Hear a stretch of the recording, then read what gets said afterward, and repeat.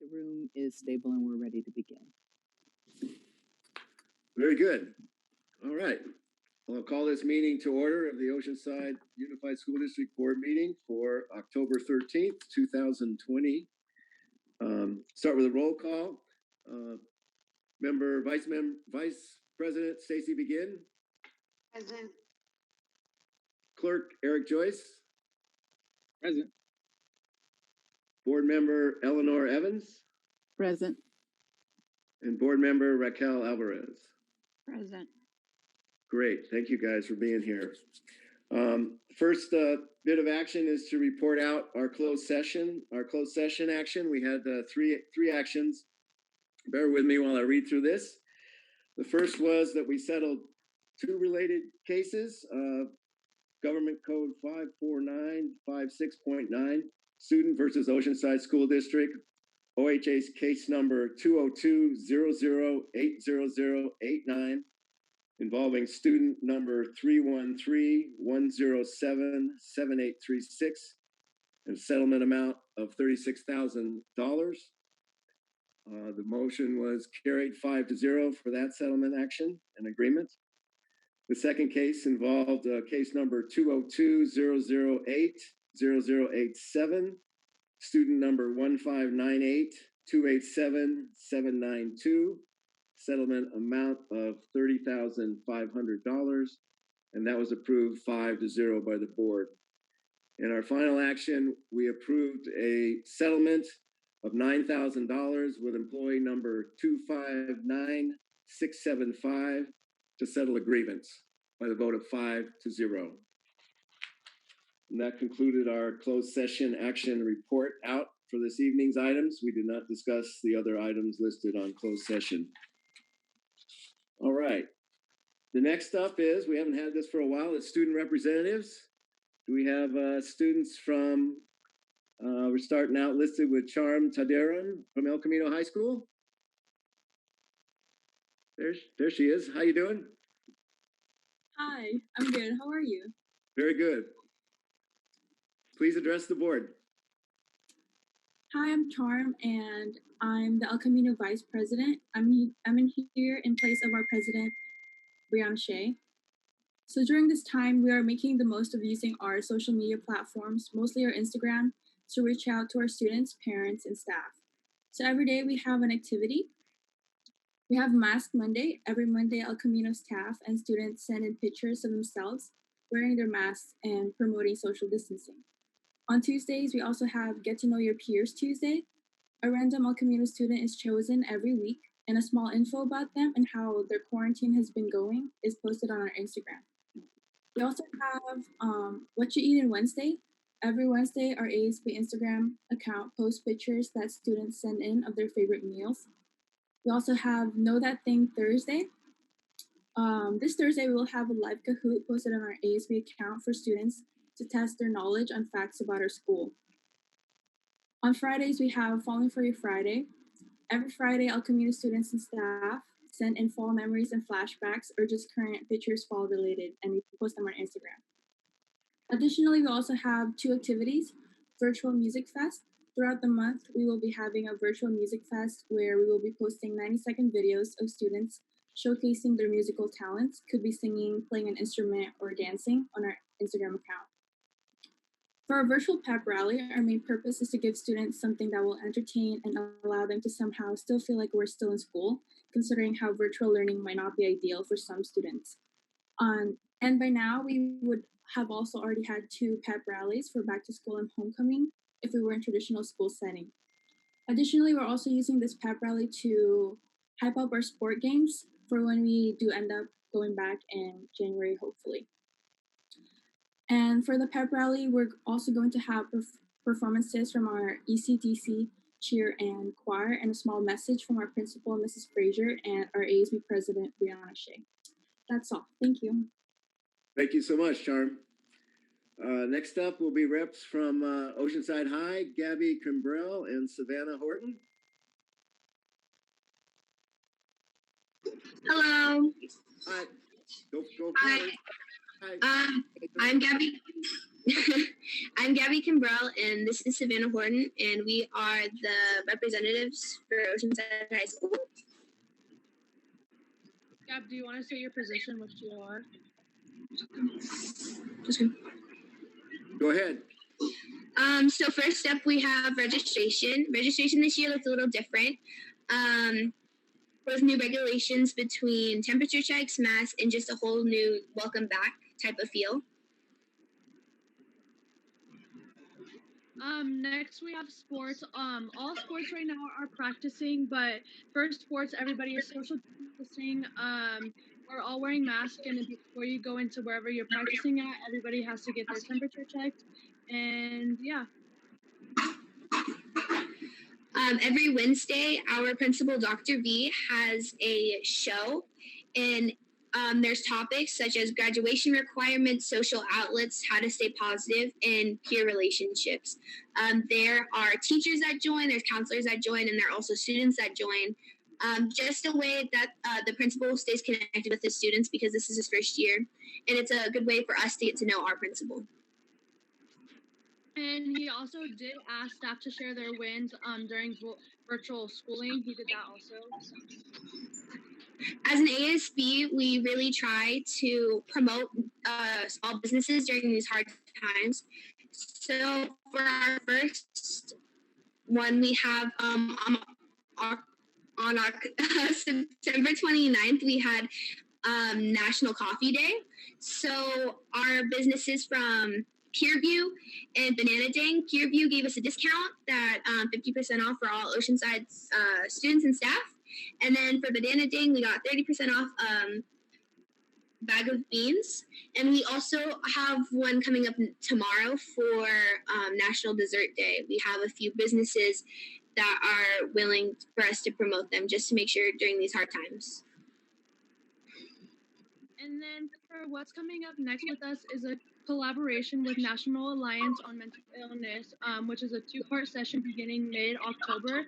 And then we also are promoting local businesses in honor of Dessert Day, which is October 19th, as Gabby said. And then we have those, the ones that we're promoting are Oceanside, San Luis Rey Bakery. Yeah, none of us know really how to pronounce this, but it's like UG ice cream and tea, and it's really hard to pronounce. It's really weird, but that also virtual club rush, which is October 22nd coming up, and Proud Pirates school-wide monthly student recognition based on core values, and that begins October 29th, and then our second virtual pep rally, which is on November 19th, which is also coming up. And that's all. Thank you.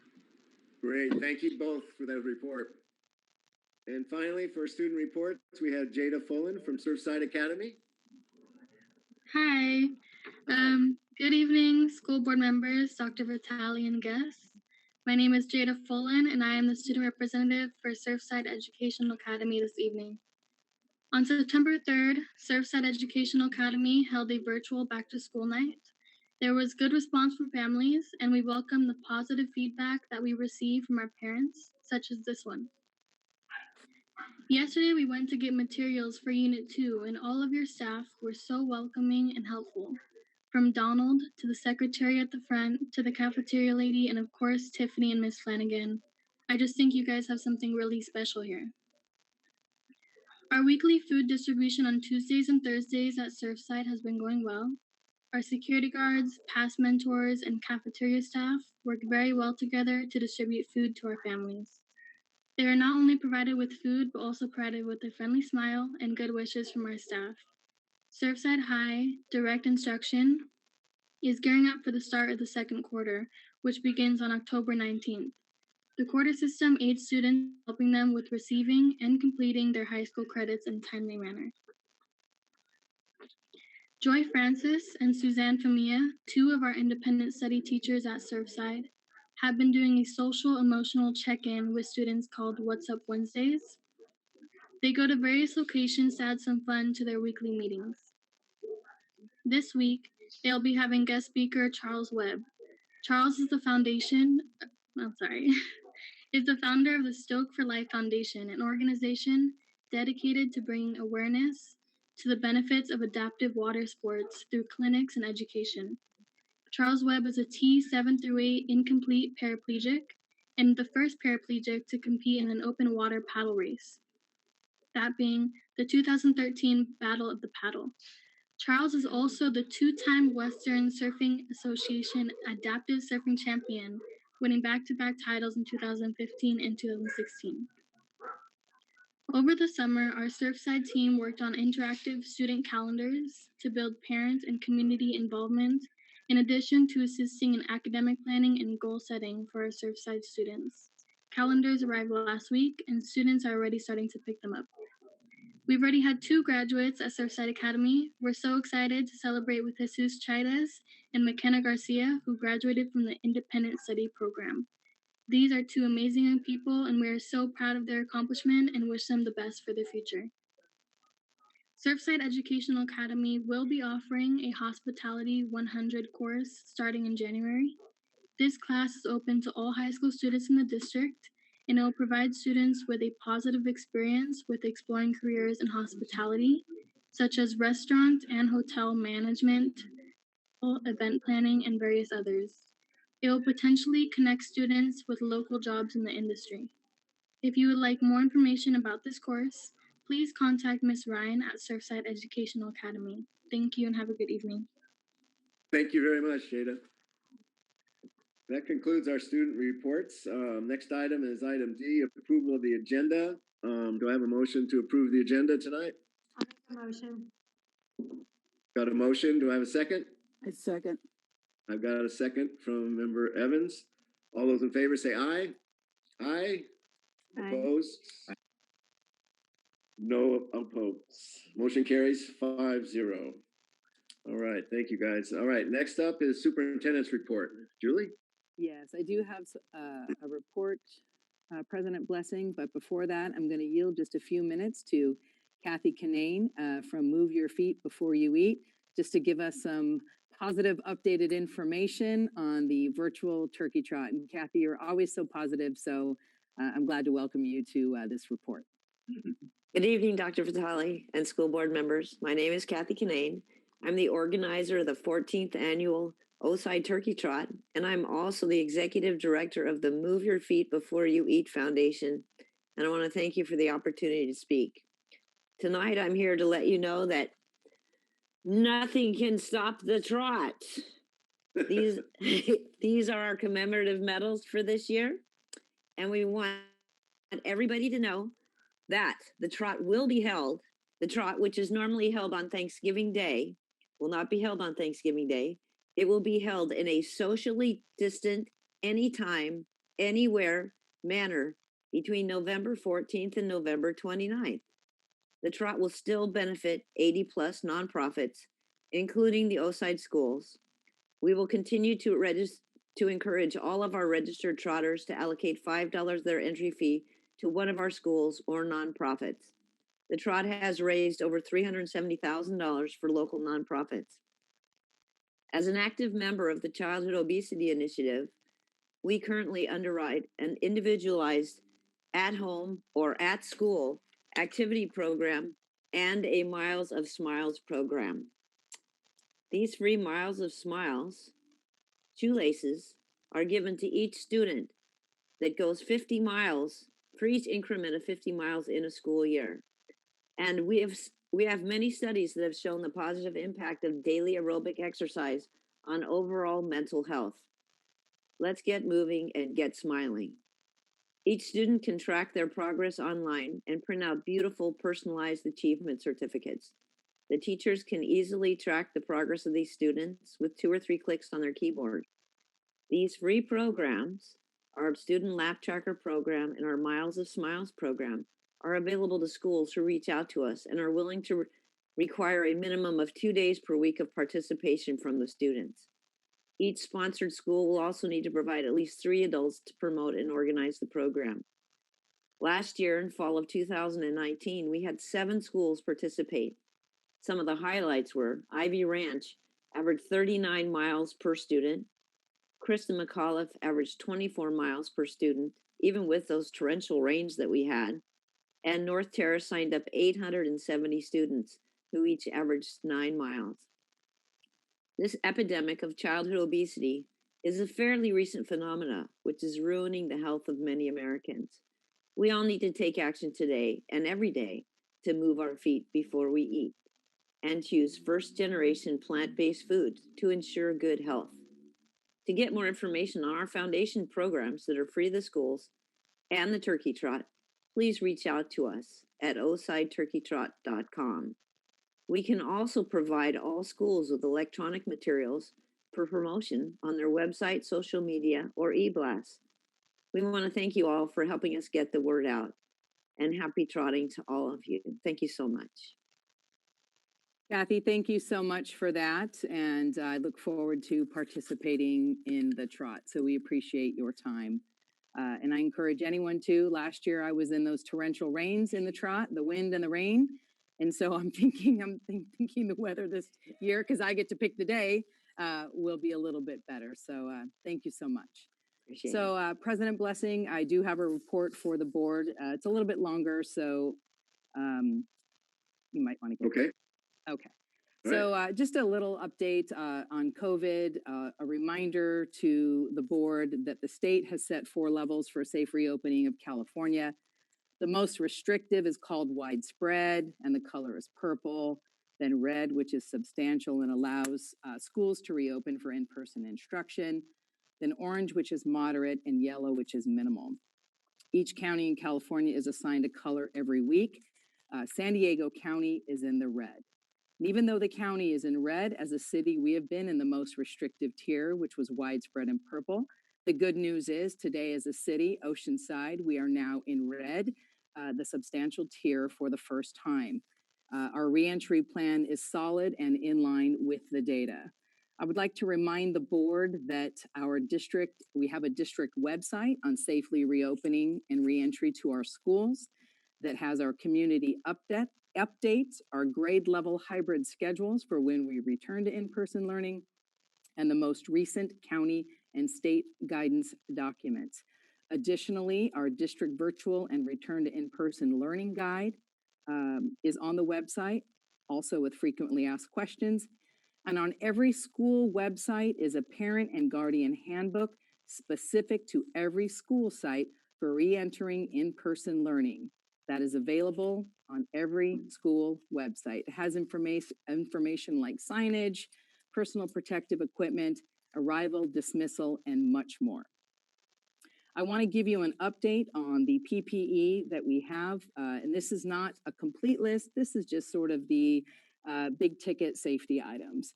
We do have, I call them high yield temperature device machines that will be able to circulate through students as they enter campus so that all students will be temperature checked as they arrive on campus.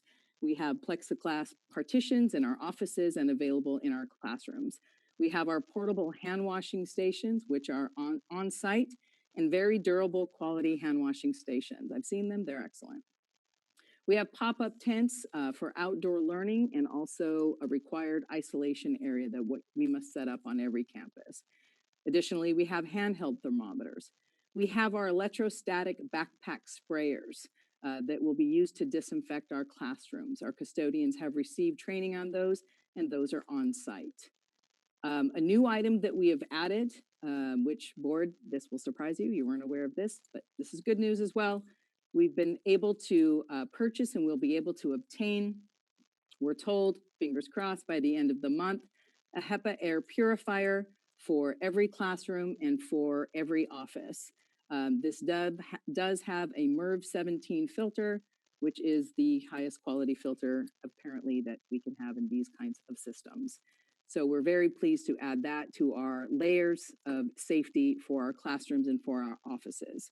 You were already aware that we do have masks available for all students and staff, surgical grade masks, as well as face shields and a variety of face shields for different kinds of educational settings. We actually have 3 different types of face shields.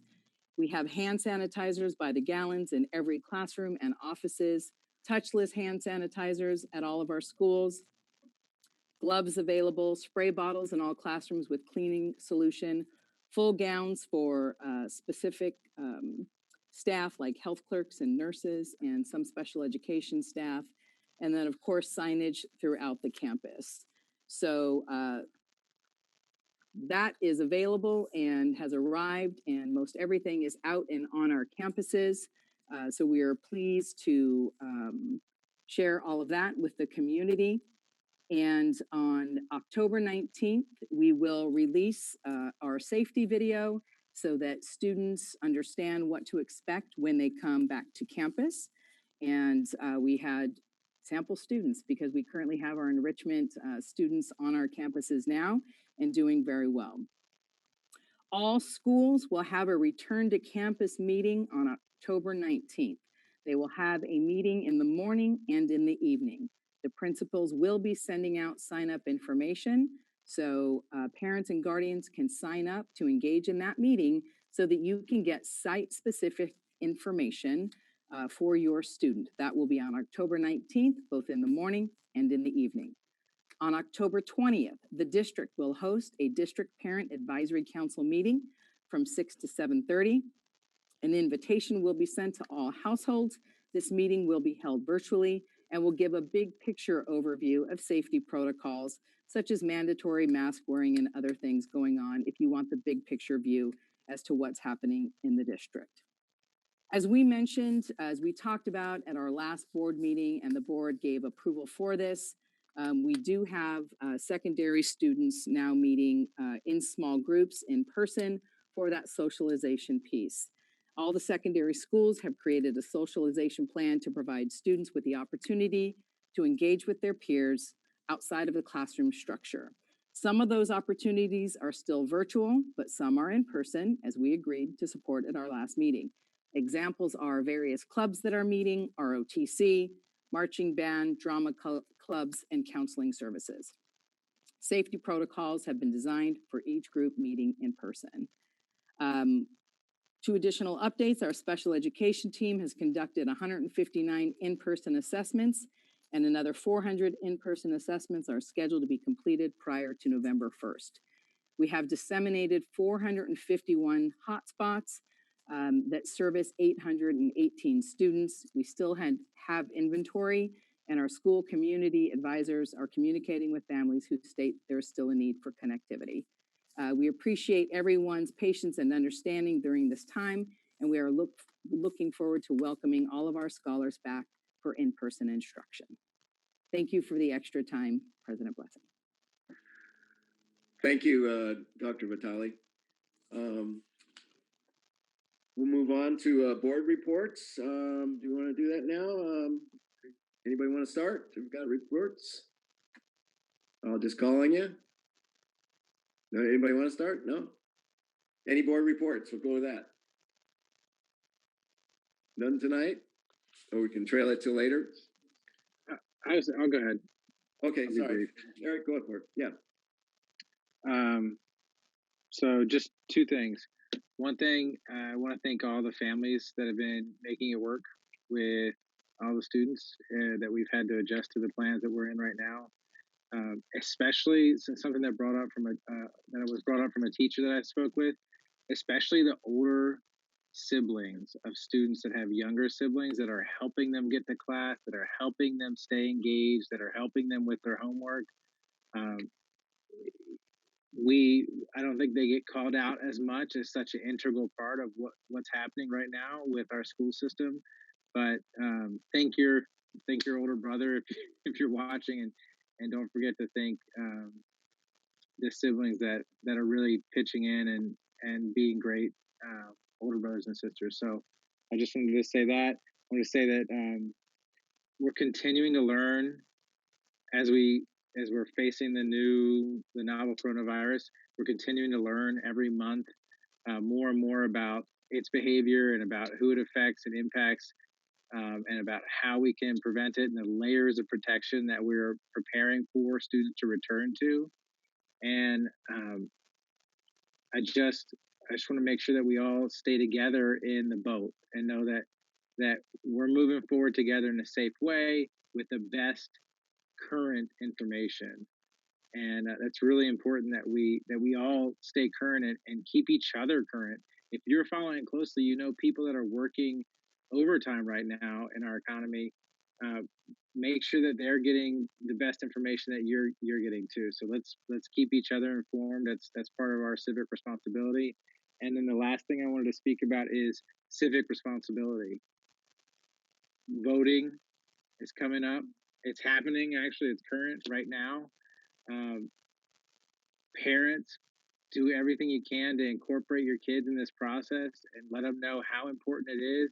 There is maybe no more important way to show your voice and to give back to the system than to give an informed vote and to participate in our process and to hold each other accountable and hold us accountable in the process.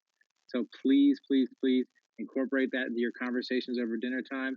And teachers, I hope you're doing everything you can to talk about how important it is to vote, because those messages that you give every year to your students, they sink in and then they become engaged, active citizens as adults. So thank you so much, teachers, for pushing civic duty, and let's get through this. Thank you, Eric. Eleanor? Your mute's on if you had anything to... There we go. I do not have a report. Thank you, Eleanor. Anybody else? Raquel? Stacy? No? Okay, guys. Wonderful. We'll move to consent calendar, item 5A through X, except that I'm going to pull item U because we have a speaker on item U that wishes to addresses us before we vote on item 5U. So can I have a motion on the balance of the consent calendar with the exception of 5U? I'll make a motion. I'll second it. I've got a motion and a second. All in favor, say aye. Aye. Aye. Opposed? Seeing none. All right. Motion carries 5-0 on the balance of the consent calendar. Item 5U, Mr. Madison. All right, thanks. So Todd Madison, parent of Oceanside Kids, and as disclosure, a candidate for school board in this election. A simple question on this one. I see we had a number of bids here, some of which were almost $2,000 less than the chosen bid. Those low bids were all disqualified for a clerical error, according to the notes. There's probably more to this, but that makes it sound like someone simply missed a blank on a form and now we're going to spend $200,000 more for this project. I know you can't spend bond money on supplies, but just to give everyone some reference here, that money is enough to provide our teachers with $250 each for classroom supplies. I'm sure our teachers understand what they could buy for that, and all would prefer that to not having to paying out of pocket or asking parents to donate. I assume the issue is more than just missing a checkbox somewhere, but I'd like to ask, what kind of clerical error disqualified those bids, and why would we not allow that to be corrected so we can consider saving $200,000 to use on other things? Thanks. Thank you, Mr. Madison. Staff have an explanation? Yes, On the bid? Dr. Soto is going to explain how the bid process works and the legalities that we're required to be involved in. Dr. Soto? Yes, thank you, Dr. Vitale. Thank you, trustees. Procurement for governmental work is a very specific and legal process. And so when we engage in entertaining and advertising for bids, it has a very specific compliance in order for us to award a bid. And it typically, if a bid is considered unresponsive, it indicates that a required element was not submitted. And the required element is typically considered clerical in the term. However, we are not allowed to consider non-responsive bids. If we were to consider allowing a vendor to correct the error, resubmit, we would be guilty or liable then for any and all future repercussions from the other vendors that were responsive. And so when we engage in the process, we advertise for the scope, and then we are very specific about the criteria for award. And we are very methodical and have multiple raters that grade and acknowledge the responsive contracts before we bring them to the board for award and for consideration. So it is a very strong governmental process that is something that we adhere to, and we take our bidding process very serious, and we acknowledge that if a vendor is non-responsive, that they are given the opportunity to understand why, to correct it in the future. I would also chime in there and assume that on some of these errors that are submitted, that they in fact are potentially errors of magnitude in terms of dollars on the bids, and that therefore their non-responsiveness could very well be something that could lead to the bid being higher than even $200,000 off in the bids that were submitted. Is that the case that you find it on occasion? Absolutely, trustee. And another area that we find being non-responsive is if we're requiring a specific certification or a specific licensing, and that is missing or not at the level that we have addressed, then that could be problematic if we were to award it to a firm that brings in a smaller amount but doesn't actually have the qualifications. So it could come back to be a liability for us if we did not adhere to the stated requirements that was posted. Great. Thank you very much for that clarification. Do I have a motion to approve item 5U? Excuse me. I so move. Got a motion. Do I have a second? Got a motion and a second. All those in favor say aye. Aye. Aye. Opposed? Motion carries 5-0. Thanks, Steph. All right. The next item is a presentation.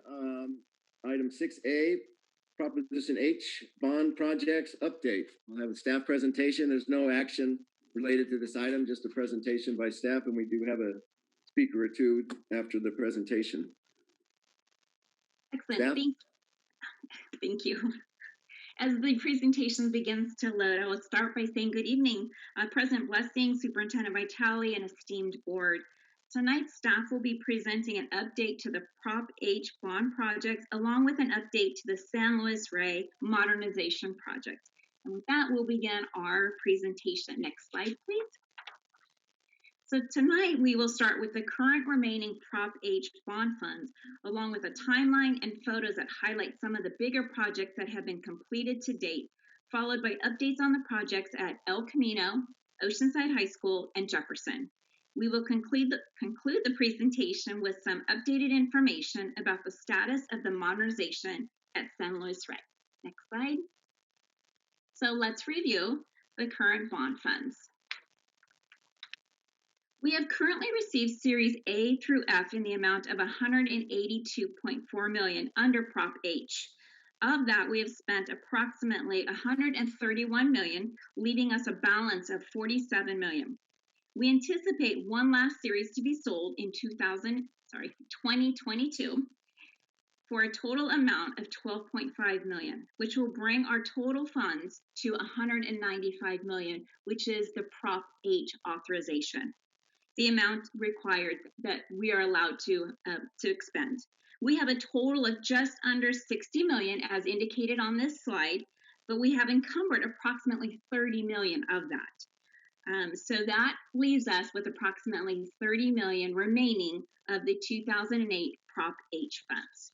Next slide, please.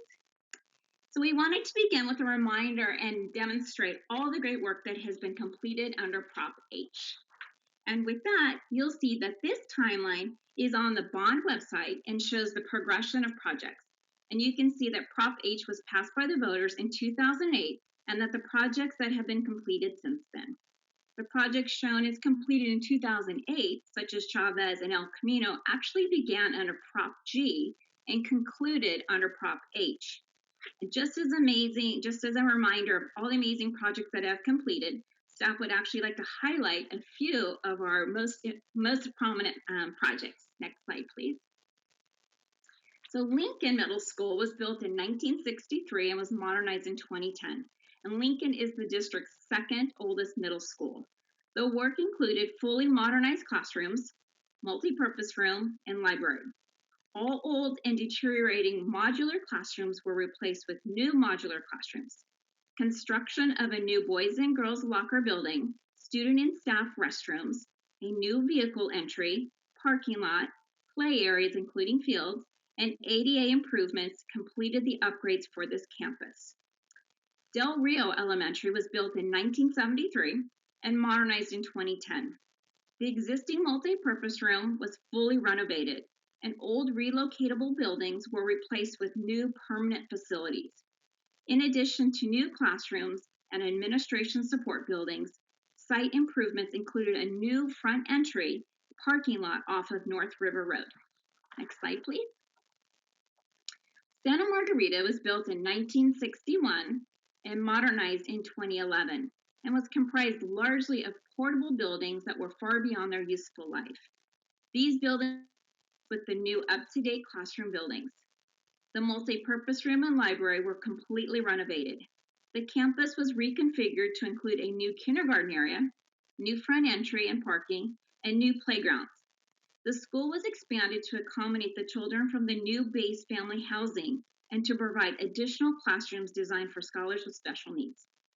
Libby Elementary School was built in 1965 and modernized in 2012, also underwent a complete renovation, including fully modernized classrooms and library, as well as a new multi-purpose room with a new cafeteria.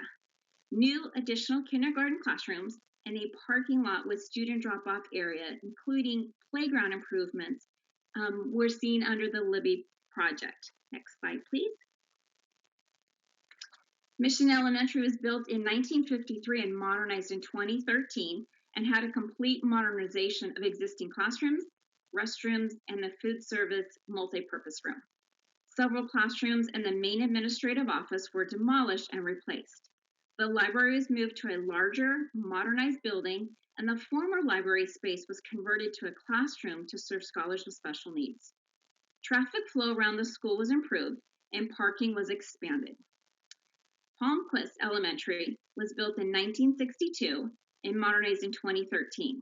It consisted of modernizing existing classrooms, food service multi-purpose room, and restrooms. 4 new kindergarten classrooms were added in a new location on campus that included a separate drop-off and playground area. The Library Media Center, administrative offices, and special education classrooms were all expanded. Site improvements were made to provide new parking and bus drop-off as well. Next slide, please. North Terrace, built in 1956 and modernized in 2012, has been entirely reconstructed with new up-to-date classroom buildings and student restrooms. Several classrooms were converted to classrooms for scholars with special needs, and additional classrooms were added to accommodate an expanded academic program serving preschool through grade 8. The multi-purpose room was completely renovated, and a new, larger library media center was added. This project also included a new main entrance located on base at Santa Rosa Drive, as well as a new parking lot and new play areas. Adult Transition Program, known as ATP at CB, built in 1971, received some renovation in 2019 and included bringing 2 restrooms into ADA compliance, replacement of the roof and HVAC equipment, and upgraded the fire alarm system and some seismic upgrades as well. Next slide, please. These are photos of our beautiful new playgrounds at McAuliffe, Ivy Ranch, and Reynolds, and included play areas in kindergarten, primary, and secondary, and resolved the draining issues that each site had. Next slide, please. October 2010 was instrumental for OUSD as we completed upgrades at both our high school athletic fields. The El Camino athletic field improvements included a new synthetic turf athletic field and 9-lane track, ADA accessible seating on the home grandstand, and over 1,100 additional visitor seats, a ticket booth, and the addition of a visitor's concession booth. The project also addressed ADA upgrades, an upgraded parking lot, and new field lighting. The stadium plaza improvements provided additional lighting, fencing, a retaining wall, and stairways. At Oceanside High School, the project consisted of a new athletic facility, including a weight room, locker room, restrooms, ticket booth, grandstand and press box. New visitor bleachers were added along with a new PA system and field lighting. Next slide, please. Oceanside High School received modernization in the form of career, technology, and the technology building, music building, and the performing arts center known as the PAC. For the Career Tech project, 2 classroom buildings were added to allow for expansion of the career technology educational program. The music building project provides a new acoustically improved building to accommodate the band and choir, and then the amazing Performing Arts Center opened in 2018 and is a 500-seat theater with a ticket office, black box theater, green room, recording studio, classrooms, and indoor plaza. Next slide, please. Moving on now to El Camino High School, the Prop H project's currently underway. Varsity softball field improvements. This project under our bond construction management team of CCM Moss provided a new field, 2 new dugouts, connectivity between the varsity and JV fields was sod throughout, new fencing, and a new walkway around the fields, as well as upgrading the landscape and addressing the drainage issues in the surrounding areas. The gym project was started immediately following the softball field and is a roof, HVAC, and bleacher replacement project. As a reminder, this project started when the gym was flooded due to the excessive rains and required the replacement of the existing gym floor. This project required a replacement of the entire roof. It has been a multi-phased, multi-scoped project that not only included the roof and HVAC, but also includes the gym floor replacement, new bleachers, painting of the interior of the gym and lobby, and creating a girls' team room is included in the project. This project is now considered a new gym. Next slide, please. To continue with the interior photos of the gym, this is the new completed gym floor, newly installed fans, and ongoing bleacher installation. The picture in the middle displays a mural of a wildcat, and the stands itself, the bleachers, indicate that this is definitely wildcat country. Next slide, please. Moving on to the Truax, the theater lobby was upgraded with fresh new look with new paint, carpet, removal of the trophy cases, and installation of video monitors and upgraded lighting. The theater also received attention that included refurbishing the theater seating with additional seat aisle lights, replaced all the flooring, and fresh paint on all the walls. House lighting was upgraded to energy efficient LED lights. This project also included the dressing room where upgrades were applied to the floor, lights, counters, and included new paint as well. The same attention was given to the restrooms in the dressing room as the lobby. The leaky roof was fixed and internal components of all 8 HVAC units have been completed. Next slide, please. Additional Prop H bond projects at El Camino High School include attention to the music building, gym locker room, and gym exterior water protection project. The music building located within the Truax will get the same improvements. The roof will get replaced and the classrooms will receive new flooring, paint, ceiling tiles, and LED light fixtures. Doors and door hardware will be adjusted. For the gym, the locker room part of the building will be include the lockers getting refurbished, fresh paint throughout, ceilings refreshed, floors polished, new LED lighting, and a replacement of 4 exhaust fans. In addition to that, the water protection project will provide the entire exterior of the gym with a sealant and anti-graffiti coating to prolong the lifespan of the gym. Next slide, please. Leaving the Wildcats and moving over to the Pirates, we'll show you what is planned at Oceanside High School. Oceanside High School will have a roof and HVAC replacement very similar to what we completed at El Camino.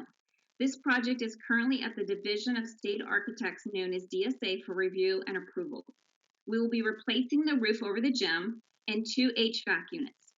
In addition, we will be addressing the leaks that are occurring in the windows in the gym and in the atrium as well. We will be encompassing the entire gym with a sealant paint similar to ECH to prevent moisture from seeping and continue the life of the gym. Next slide, please. Jefferson Middle School received some attention as well this past summer in preparation for modernization. Over this past summer, some demolition work was completed on the Jefferson Middle School campus. Most notably, this work included the complete removal of Building K, which is the original locker room building, and included a new fence along the grade change. We also removed Building H, which was a small pod of portables behind the MPR. Both areas received new asphalt where the buildings were.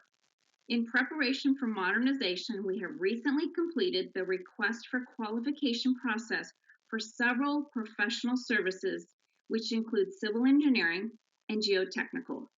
We have also engaged in services with a hazardous assessment company and looked to our pool of architects to provide us with some ideas of what a modernization could look like at Jefferson. We will be bringing you more information at a later date regarding Jefferson's modernization. As of September 30th, we have spent or encumbered $131 million from Prop H from 2008 to the present. Now we will provide an update on SLR.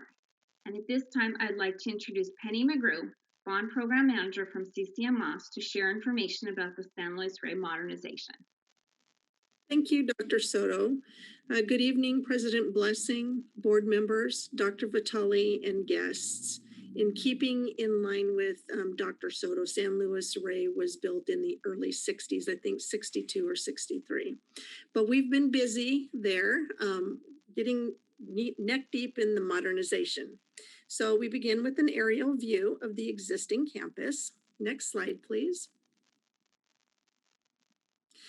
Before we talk about the many activities that we have going on, I wanted to provide a brief reminder of the phases of design. And we start with programming, where the design team learns from various groups at the school, along with needed district personnel, about the educational programs at San Luis Rey, how they currently function in the anticipated classroom loading, special requirements, and what is and isn't working. In schematic design, the design team takes all of that information and looks at adjacencies where certain spaces need to be located relevant to other spaces. They also begin to translate that information into an efficient building design. In design development, room sizes, interior and exterior layouts, and most materials are selected. In construction documents, the architectural team develops the plans and specifications for the project that we can bid and give to a contractor, and he has the understanding of how to build it. At DSA, which is the state architect, we submit those plans and they review them and approve them, and they look for structural, fire, life safety, and ADA compliance. From there, we're ready to bid and then begin construction. Next slide, please. We have several committees that are part of the modernization project. The executive committee consists of designated district staff representatives, the school principal, bond management, and the architect.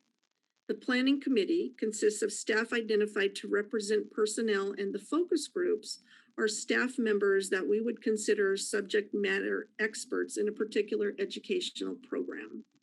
Our job is to keep them informed about what we're doing and the overall process of the design. We've had a total of 15 formal meetings and numerous impromptu meetings in the last 4 months to accomplish what we needed to complete in the programming phase. Next slide, please. We've completed the programming phase of design, and I'll talk to you about that in the next slide. The architectural team has also done a facility assessment that included investigating the systems that are in place, like HVAC, the existing room sizes, location of spaces, circulation, path of travel, and potential locations for interim housing. The picture on the top right of your screen shows a mechanical engineer inspecting the HVAC units. In addition, we completed 3 requests for qualifications for civil engineering, hazardous assessment, and geotechnical engineering. The civil has completed their survey and identified existing utility locations and has obtained the title report for the property. The picture to the bottom right of the screen shows the site plan with boundaries and utility locations.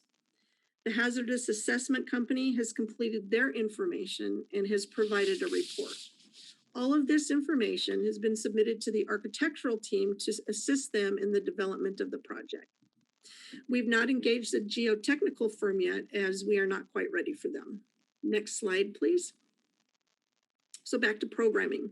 With the help of Dr. Aranda, the principal, we identified key personnel to be a part of our focus groups, and Dr. Soto assisted us in identifying those district employees that could also assist. There were 7 focus groups, which you see before you. We met with each group over the period of 2 days and gathered pages and pages of notes. We then went back and put what we heard into a rough order of magnitude and a site plan. This helps us to see what spaces are needed and what we can afford. We had to reach out to people within the focus groups or Dr. Aranda on several occasions to make sure we understood the information that we gathered.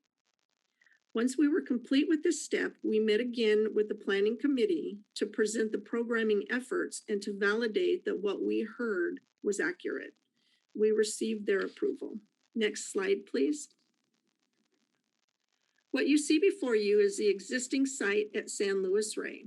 On the right side of the drawing shows the current space utilization and enrollment capacity. It also shows overall how many instructional spaces are needed. We calculated it at 33. Next slide, please. This is the exciting one. This site plan shows you what we're proposing to include in the modernization. The bullet points to the right show a high-level list of work to be done. An easier way to visually see what the modernization will include is to look at the little circles on the drawing. Each circle represents an area that will be touched. The blue boxes are indicative of a new space. I want to bring special attention to the front entry, where we are providing a new administration building that will enable the school to have a single point of entry where people will have to enter the site through the administration building and get onto the campus from a door that exits that same building. There are many exciting things about this project, but another that I'd like to point out is that we believe we can provide a new, larger stage for the VAPA program, and that allows us to enlarge the multipurpose room to accommodate more scholars at one time. Next slide, please. Lastly, we want to provide you with the next steps. The timeline for getting through the rest of the design should be summer of 2021, with the Vision of State Architects submission directly following. We anticipate a 6-month review at DSA, but we really don't have any control over that. Once approved, we'll go out to bid and begin construction with an anticipated start time of early 2022. We have moved into schematic design and are meeting later this week with nutrition services and the kitchen design consultant to get that ball rolling. We've been in contact with several modular companies and to find the best modular fit for the ones we are replacing and for the interim housing. And finally, we have begun to develop the construction logistics plan. At this time, I'd like to ask Dr. Soto to conclude the presentation. Next slide, please. Thank you, Penny. Esteemed trustees and Superintendent Dr. Vitale, thank you for the time to share the amazing work concluded and in progress with the Prop H funds. As we presented this evening, we have completed many projects with our Prop H funds, and we look forward to continuing the work that has already begun at San Luis Rey. As Penny mentioned earlier, the modernization process is a process with many steps involved, and a typical modernization timeline can take up to 2 years before we even begin physically being on the campus and addressing the site. Trustees, as I mentioned earlier, this is an information item only to inform the board at updates, and staff is available for any questions. Thank you.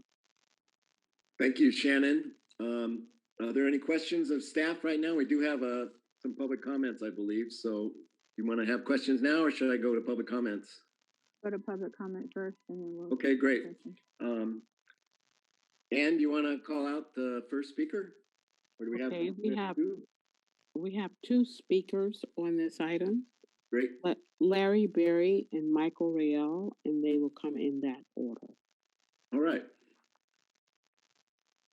We'll wait for them to get connected in.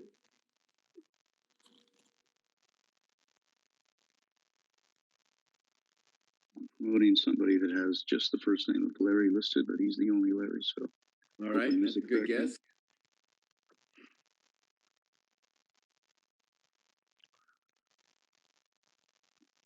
Larry, if you're Larry Berry, you're free to address the board.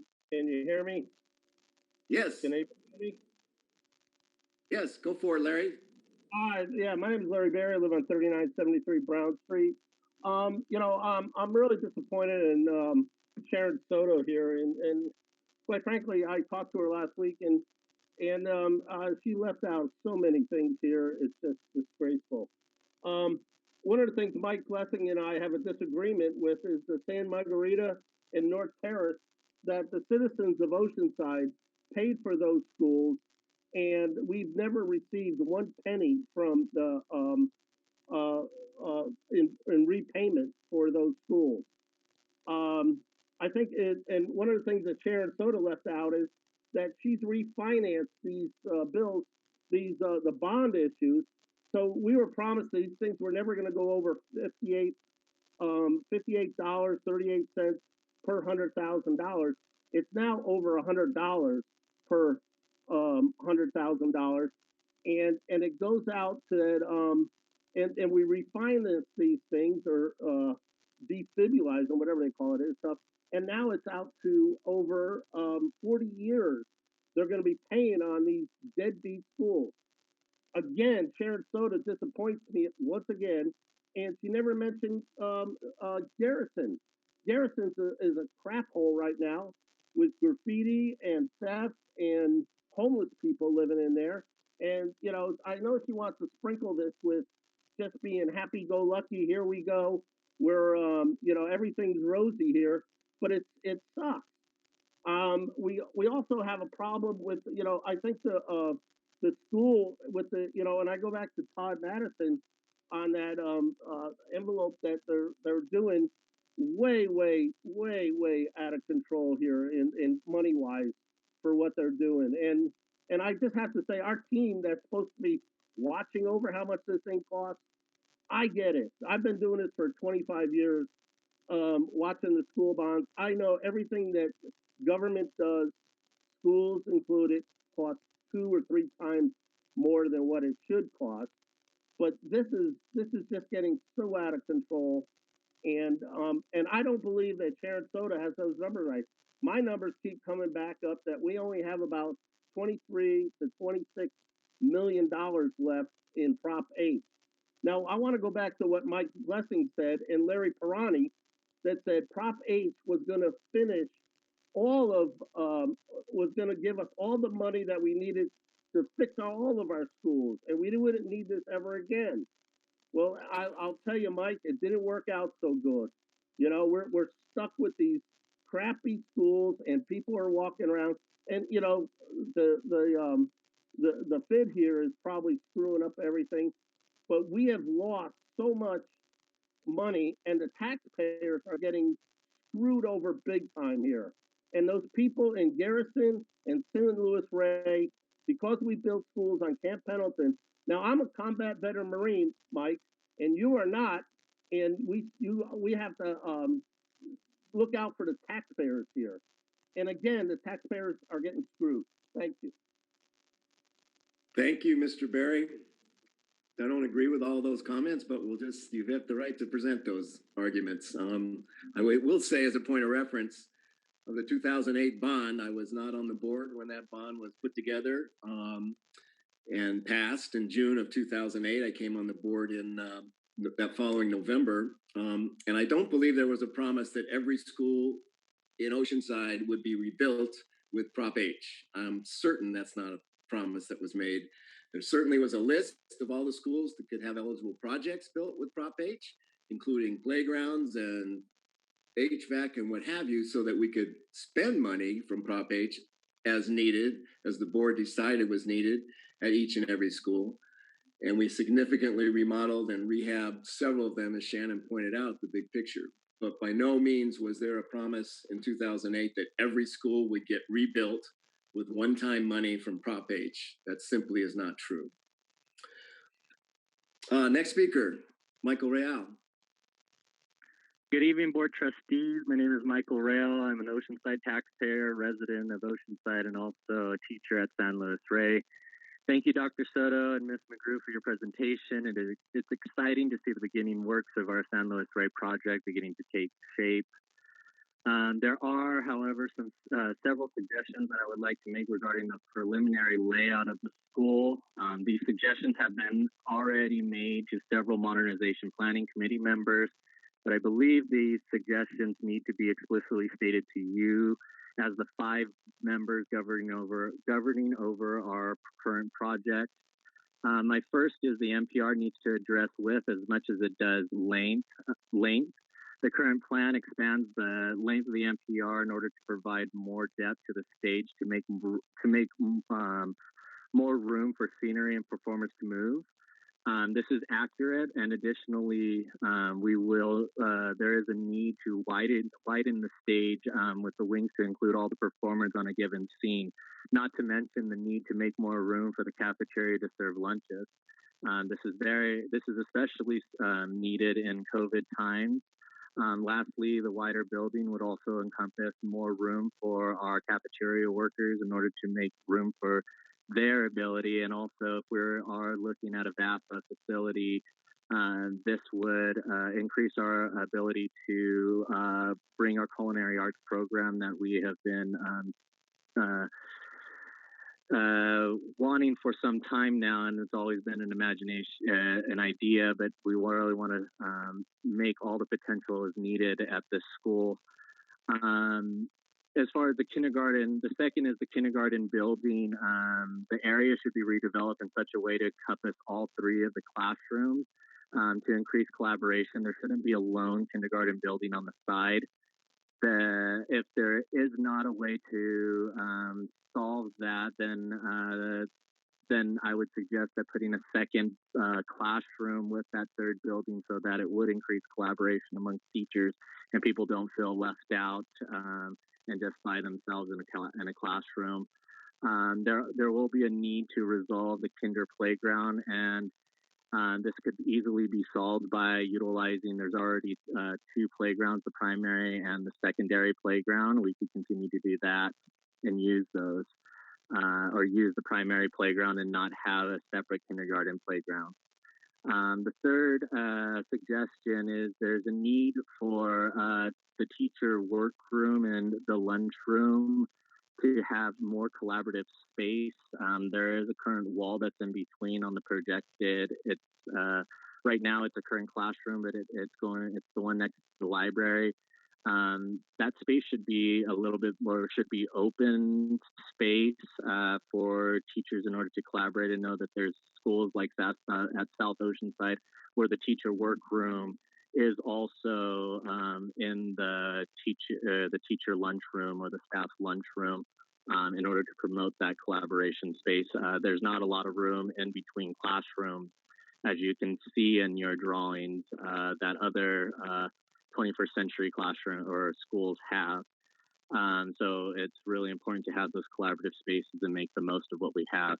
And the last is that the admin building that currently is in place, I had spoken to several committee members as well as Dr. Aranda regarding the green room in the back of the stage in order to help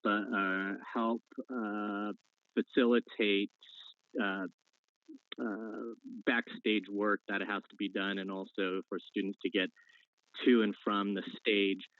This would also serve as a classroom with mirrors in order to have a dance classes. We do have some community members that are asking for what kind of dances dance classes we would be able to offer, and if we are going to be offering as far as programming wise, we will need mirrors so that it's the best way to teach students dance.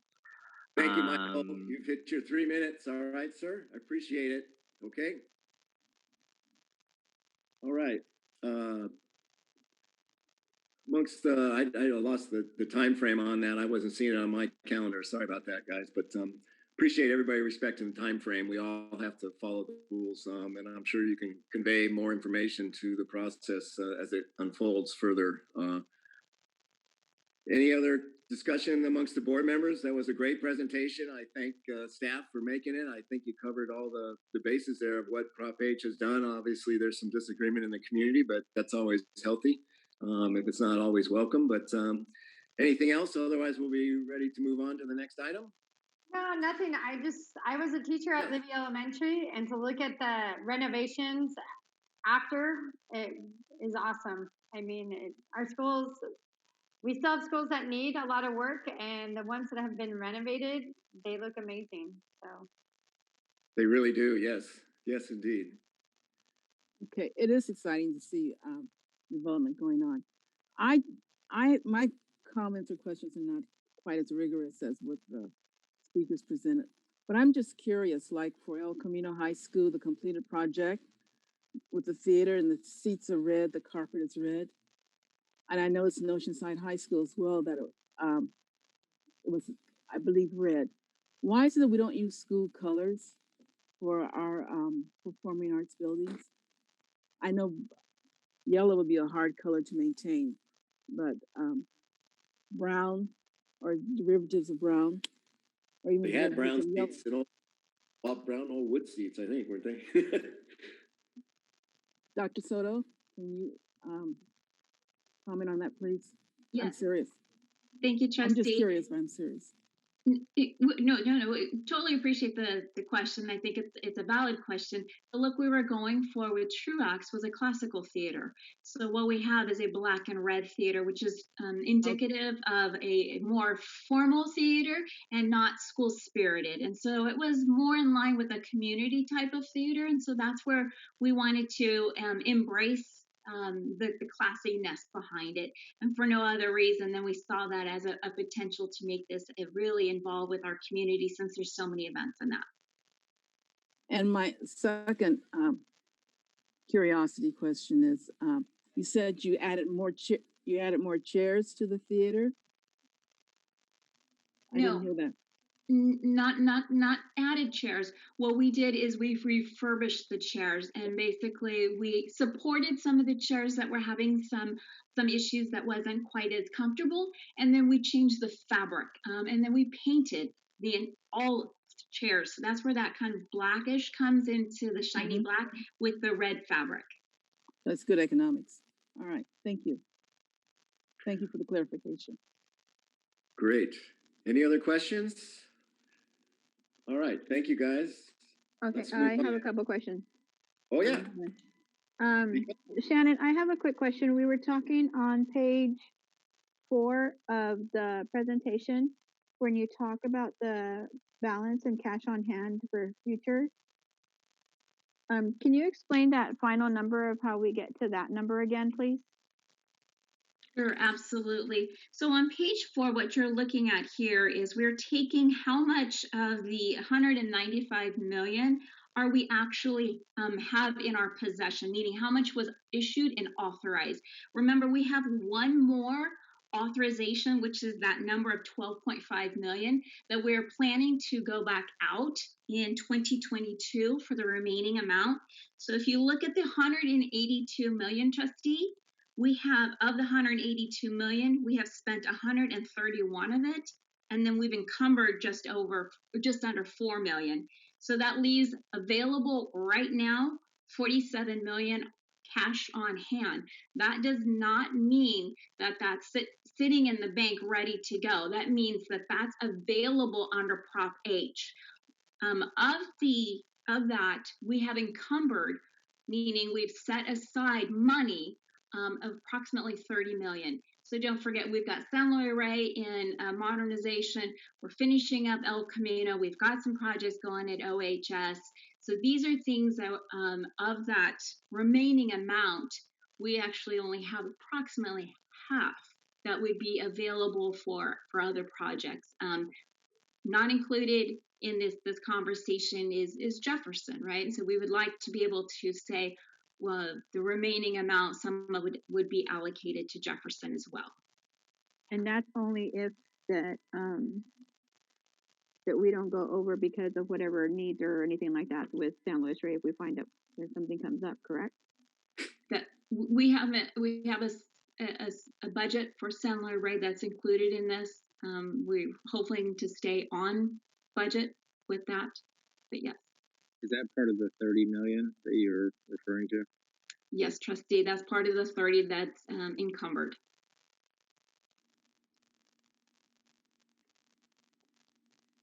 Okay, any more questions? Yeah. Yeah.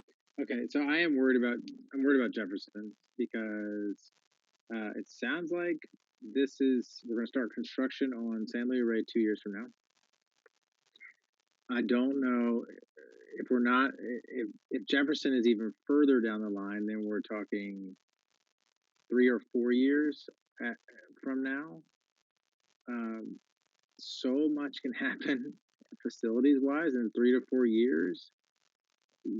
Where I would really like a more detailed look at where we're at on Jefferson and where, because I would like to see that ball rolling as soon as possible so that does not get to be the short end of the stick because we've run out our pockets.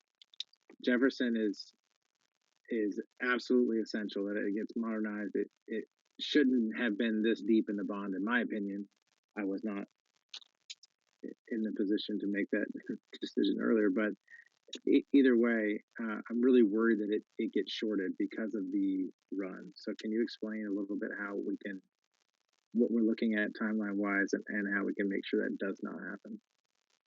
I understand the concern, trustee. Right now, we're engaging in environmental and geotechnical reports on the ground at Jefferson. So what we'd like to do, similar to what we did to San Luis Rey, is ensure that all the environmental reports have been completed prior to us addressing the modernization. That just ensures that everything is has been addressed prior to us bringing any action to move forward with Jefferson. So, and what we did with San Luis Rey is we ran them concurrently. We knew that we had Garrison that was going to be moving into San Luis Rey, and we needed obviously San Luis Rey to be modernized as soon as possible to house the number of scholars that were on there. So we had to run those reports concurrently with modernization. Jefferson would like to get a little bit ahead of it and like to make sure that everything has been addressed prior to us discussing the modernization.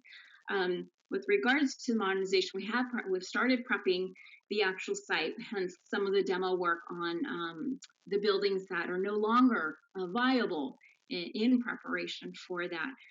It is the recommendation right now that we continue with the assessment reports at Jefferson as we start to move into further conversations about about the modernization and starting, to look at potential for Jefferson. But right now, the money is still remaining in Prop H. So this is just my 2 cents, and obviously I think we need to have more conversations about this very soon, because maybe we need to do phases to make sure that we get some of Jefferson at least taken care of. Again, we don't get shorted on the back end of who knows. I mean, given this year, I won't even take a guess at what next year's going to look like. I'm not even trying. So I just want to make sure that our scholars at Jefferson that have been needing an updated classroom space to be proud of, that we make sure that is a priority and we get that done as soon as possible. So thank you. So one of the things I want to share with you is that Shannon and her team have been leading and moving forward the Jefferson project. We do intend to bring more specific information back to the board very soon. Remember, one of the complexities and questions that you asked us to solve was the entrance to Jefferson. So we have some teams that have worked on some very interesting solutions to that. So we're just trying to figure out how to package this all together and bring it to you and at an appropriate timeline. So that will be coming soon. You see, I'm not committing to a timeline, but I do believe it will be before the end of this calendar year. And our intention with this presentation was to not only inform you of all the projects that were completed with H, but to specifically give you that update on SLR because so much is done before dirt gets moved, and we wanted to make sure that the boarding community was aware of that, and that also we're moving that Jefferson project forward. So we will be bringing you that information. And from what I've seen so far, we have some really good solutions and some very exciting possibilities. Well, I'm very excited. Great. I'm going to go regress. I'm going to go back to San Luis Rey. Real quick, is there a way, Dr. Soto or Ms. McGrew, to get some larger, or because I know that Mr. Rael was looking at some obviously pictures of some diagrams and stuff that we're not looking at, or that we can't see as clearly as obviously he can. Is it possible to go ahead and get those things that he's looking at, or was he given something differently than maybe the board is seeing? So, because his pictures, from what he's describing, I can't see on my paperwork that I'm looking at. So is there a possible way just to enlarge it, and then so we can see what he's looking at and understand what he's talking about? Trustee, I'm unfamiliar what he's actually referring to. So we can circle back with the architect to find out. I think there was some discussion in the planning committee that I believe is just what you're seeing here. But we definitely can enlarge this so that you've got a better visual of what this is looking like currently. Yeah, and I think that this is more what I'm asking for, because it's hard to see on the stuff that we've got in front of us. And so to kind of be able to see what he was talking about, I'd like to be able to see it a little more clearly if possible. We'll get those larger images for you. Yep. Great. All right, are we ready to move on, colleague? All right, item 7A. It is a ratification of a memorandum of understanding between the Oceanside Unified School District and the California School Employees Association and Chapter 370. Begin with a staff presentation. You have one speaker, I believe, on this item. Staff? Right, good evening, school board. My name is Todd McAteer. I'm the Associate Superintendent of HR, and I'm very pleased to bring to you an example of what happens when the district works collaboratively with our unions. We have in front of you for your consideration 7A, our memorandum that regards our safety plan for returning back to reentry. I'd like to thank Letitia Gibbs and Dr. Soto for their work at putting together what I would describe as a very thoughtful and comprehensive safety plan that puts our employees' safety first as we get ready to welcome students back and begin our work again as educators. And this is for your board's consideration. Great. Thank you. Should we have the speaker? Ann, will you call the speaker, please? Todd Madison. Hi. Go ahead. Todd Madison again, parent of OUSD kids, still a candidate for school board. I'm glad we've come to an agreement with the CSA to keep our employees safe. We Todds have to stick together. I think this looks like a good agreement that helps everyone. I agree with them. I'm glad to see item 1A says we'll be adhering to the guidelines issued by the Department of Public Health. Those guidelines appear to have proven effective at protecting kids and staff from COVID. Last week, the Health and Human Services Secretary said we have not seen a connection between increased transmission and school reopening or in-person learning. He also said we're looking at the information to see if there's a connection and so far have not found one. This is the best current information. We now have MOUs for both labor groups. Perhaps the board can ask the district why we haven't seen a plan for safe full-time return yet. I also like item 3, screening. This also follows CDPH guidelines. It's very similar to the outline of screening procedures published by Del Mar Union, a district that has now been back to school full-time for over 4 weeks. The precautions being taken by Del Mar have been so successful, they've had 0 cases among staff, and today show 1 active case among students. I commend the CSEA and district for including such provisions in the document. With those precautions, the Del Mar schools case rate is about 18 times lower than the case rate in the zip codes surrounding their schools.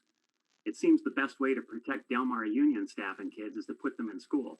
where the protection measures are more stringent than the precautions outside schools. Since Del Mar elementaries are exactly the same size as Oceanside elementaries, perhaps we should do the same for our staff and kids to protect them from COVID the same way they're doing it in Del Mar. Lastly, I appreciate the accommodation provisions of item 6A. Speaking as a cancer survivor myself, I understand the picture is different for high-risk individuals, and I like seeing OUSD accommodate that. That's exactly what the parent group advocating for a plan for safe return has been suggesting since June for all OUSD staff. While I've been knocking on doors, I've spoken to a number of CSEA members. All express the same sentiments we hear from our teachers as well. They want their kids to be back in school. They want to be back in school with them. Last week, CBS 8 held a panel discussion, including experts from Rady's Children's, the county school superintendent, the San Diego district attorney, and others. Rady said, well, we're worried. It's not a big enough worry to keep kids from going to school. And the county superintendent said, there has not been a spread inside a school, an outbreak in a school, or community transmission in a school. Anyone can watch that discussion online if you want to see what the best current information is. Now that we have the proper MOUs in place for both groups, perhaps it's time for the district to present a plan for full-time return to our board for examination and discussion. Thanks. Thank you, Mr. Madison. We need a motion on this to approve the ratification of the MOU. Do I have a motion from anybody? I'll make a motion. I'll second the motion. But Thank I you, do sir. have a comment Yes, regarding Eleanor. what I just heard.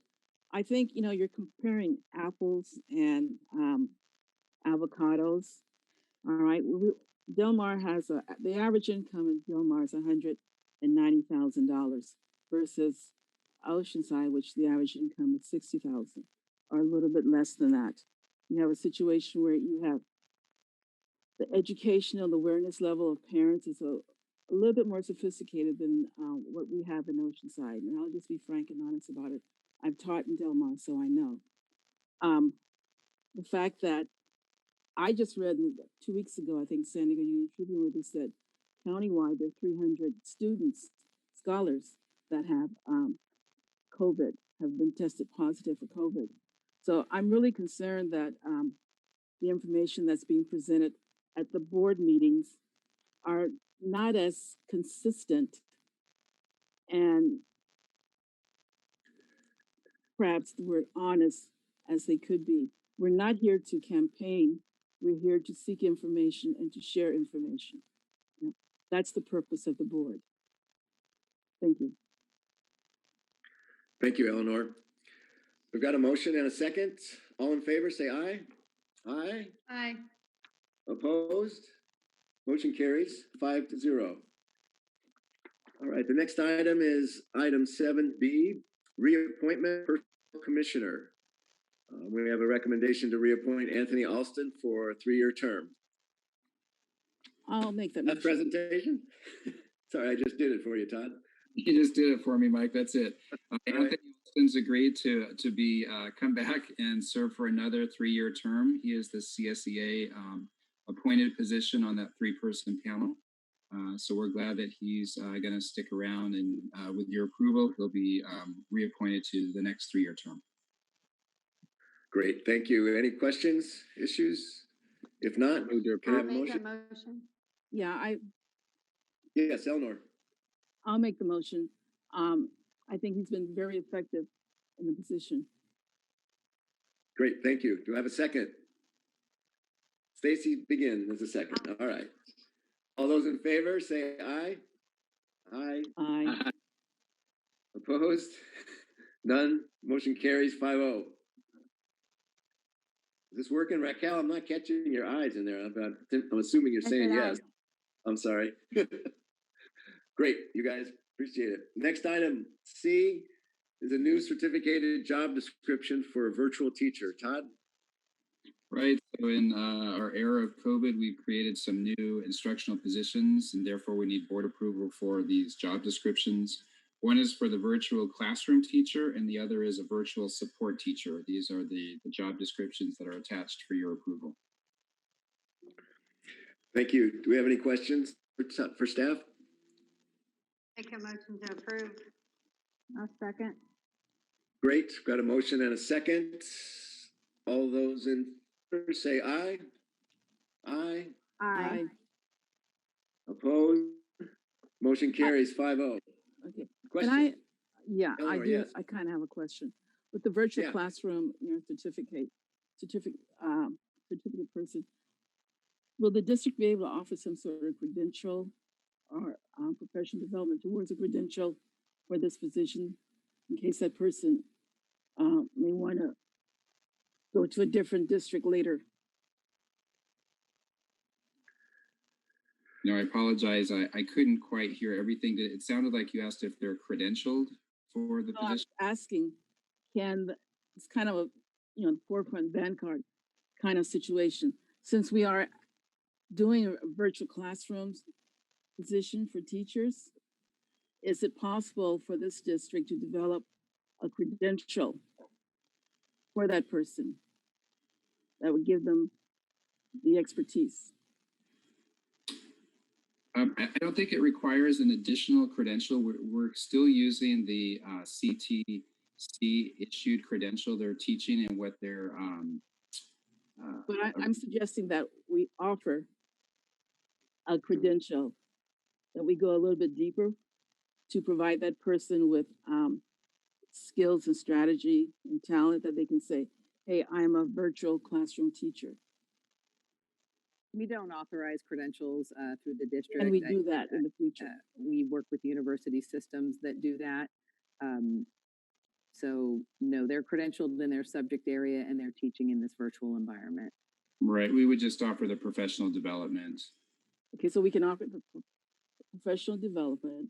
We can work with the university to offer the actual credential so that this person could eventually, or persons could eventually have this kind of credential, this kind of expertise.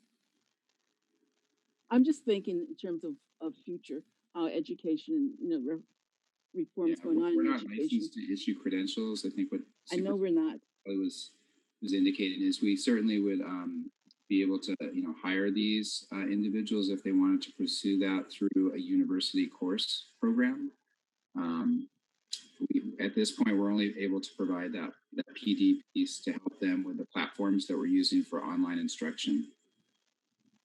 And should they request our assistance to see if there are any programs out there at the universities that offer specialized instruction, we could help them find those programs. Well, I think something we should think about in terms of as this new era of distance learning, that's something that I think a lot of districts are kind of thinking about. I wouldn't want us to be left behind. Yeah. If I'm hearing you, Ms. Evans, I think you're right. I mean, this could be the future. This is something that we need more and more of as more families choose this type of learning.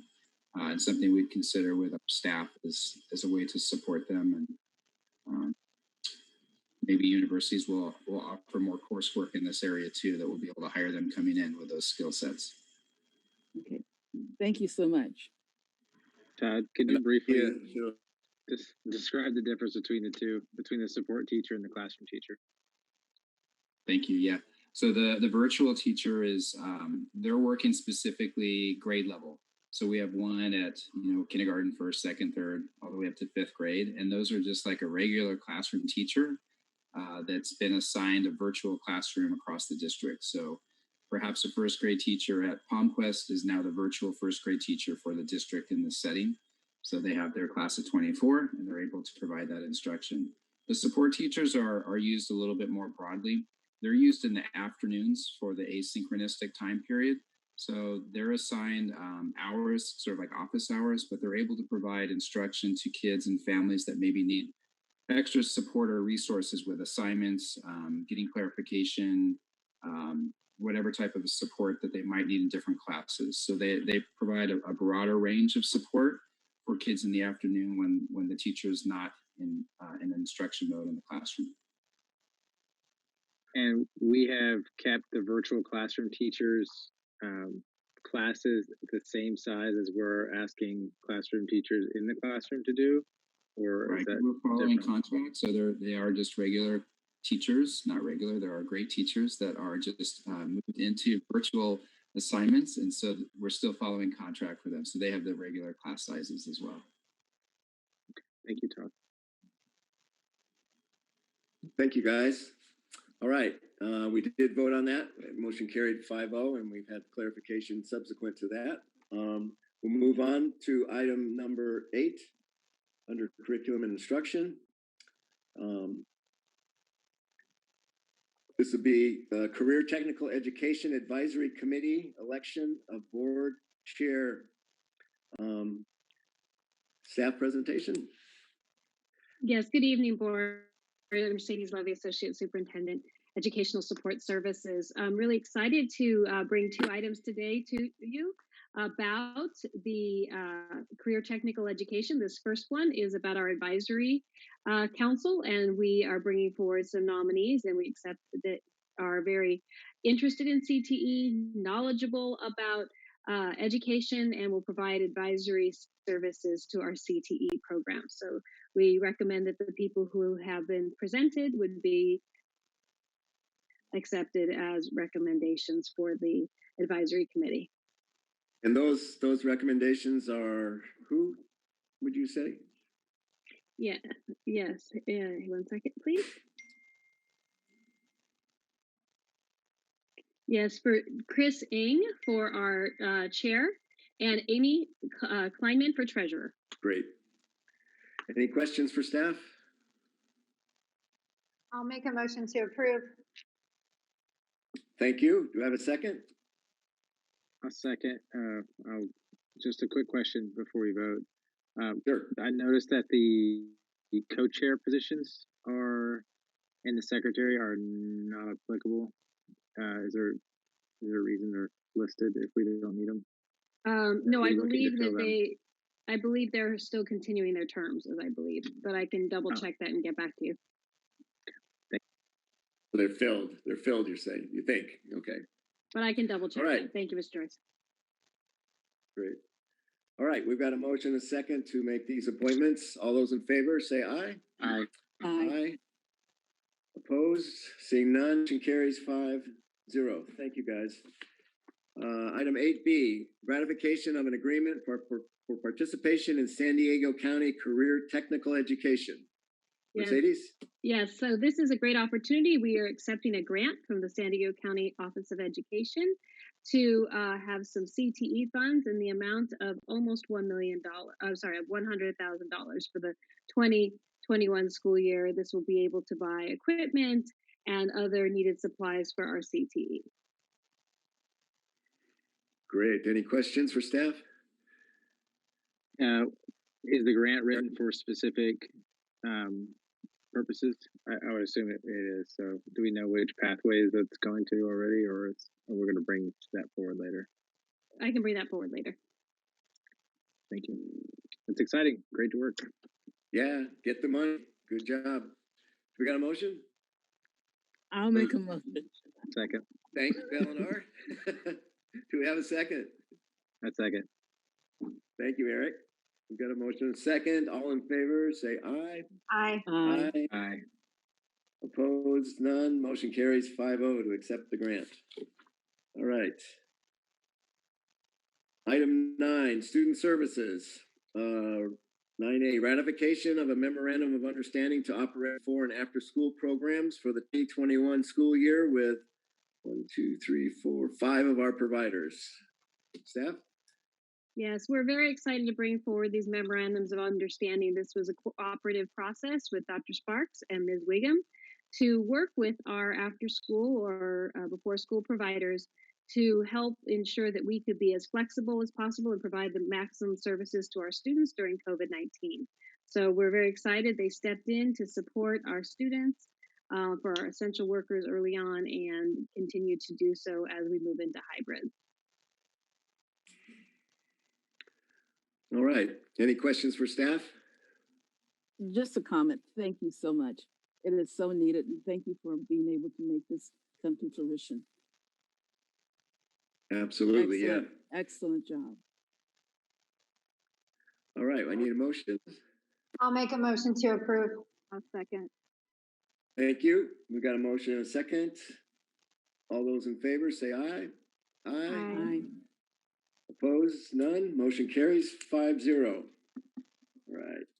Item 9B, approval of memorandum of understanding with San Diego Crime Stoppers, Inc. for the Student Speaking Out program. Staff? Yeah.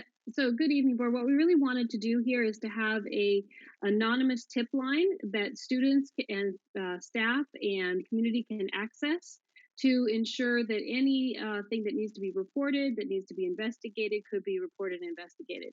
And so this is a subsidiary of Crime Stoppers that we've known for many, many years. And it's an agreement that we can host this on our website, and the appropriate authorities would be alerted when we get a tip. So if it's a school related tip, it would come to us. If it's for example, something else in the community, it would go to the police. And so it acts as a really great way for our community to become actively involved in their civic duty and for keeping our community safe. Would this also incorporate or encompass some sort of bullying, anti-bullying hotline?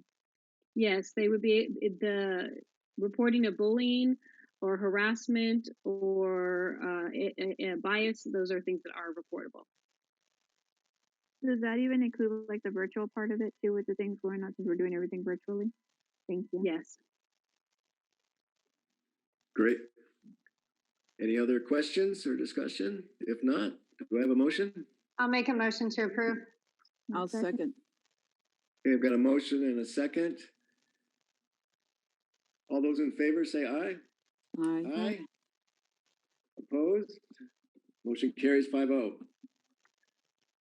Thank you. All right, item 9C, ratification of Medi-Cal administrative claiming contract with Paradigm Healthcare Services for 2020 through 2023. Staff? Yes. So we have an opportunity in providing services and information to our students and family about Medi-Cal covered services such as speech and language services, referrals to mental health, and a variety of other services that people may not be able to access if they were not aware of them. So what we do is we contract with this company to report the MOS services, and as part of this, we are reimbursed for assisting people with accessing those services that they need to the tune of about $1 million a year. And this company helps us facilitate it, helps us to collect the data and submit it to the state so we can recoup some of that cost that we have incurred, and also some of the referrals that we make. Thank you. Any questions for staff? Any discussion or issues? All right, we have no public speakers. All right, got a motion from Member Joyce. I'll second. I got 3 seconds. Got one through. All works. All right, all those in favor say aye. Aye. Aye. No opposition. Motion carries 5-0.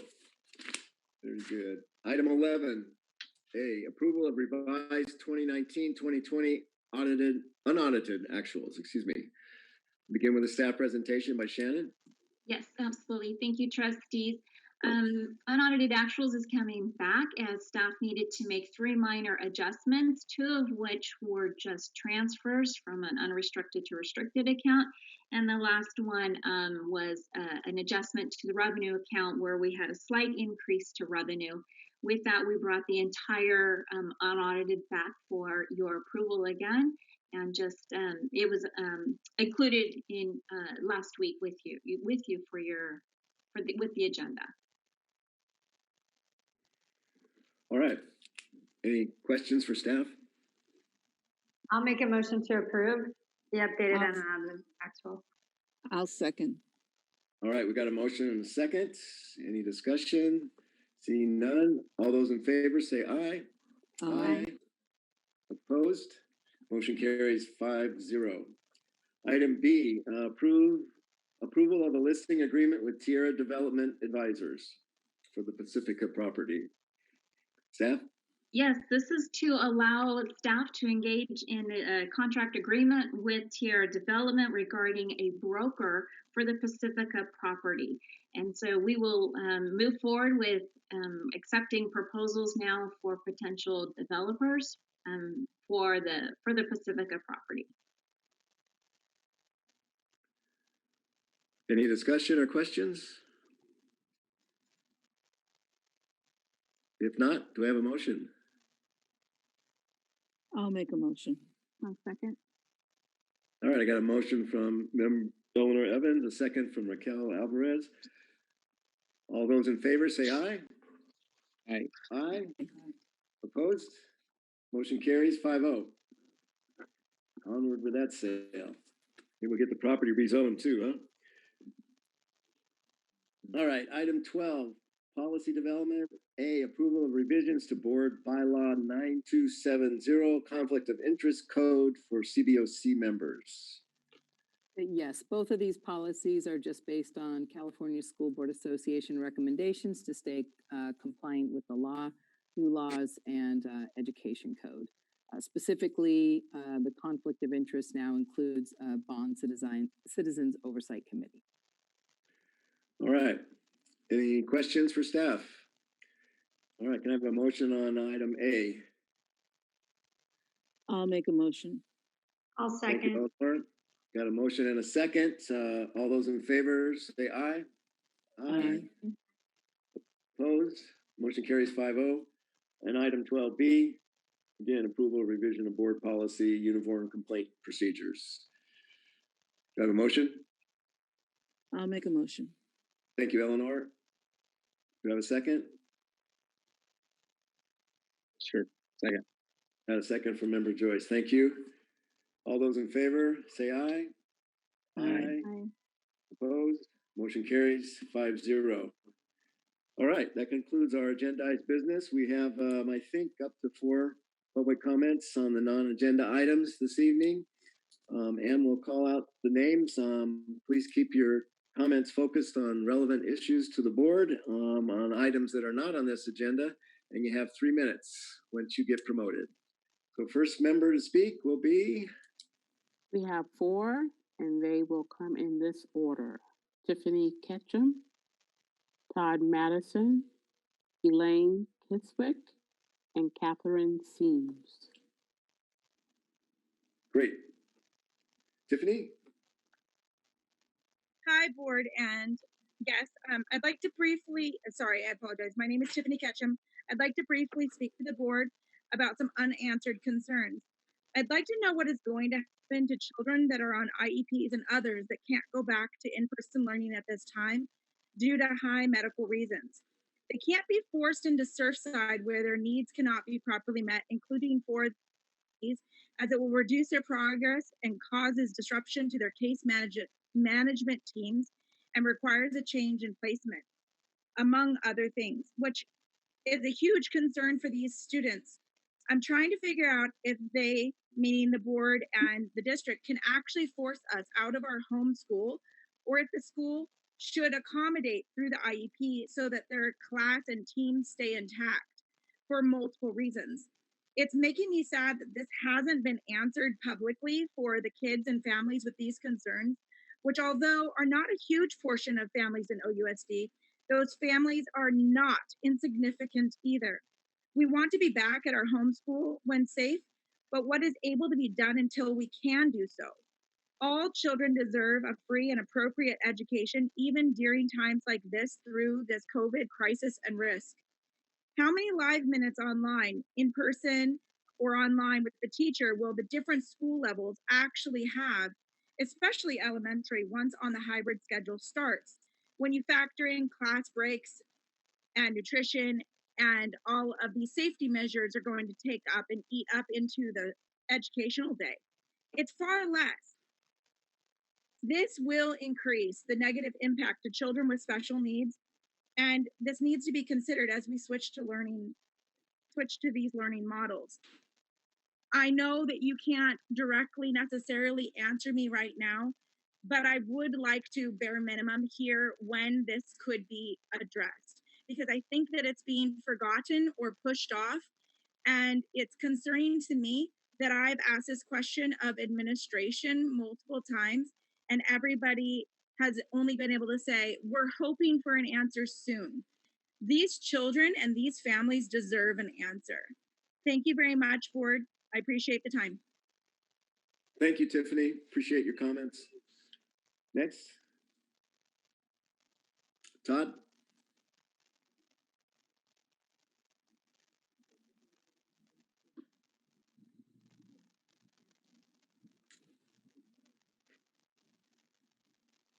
All right, thanks. Oh, you're on. Yeah, thank you very much.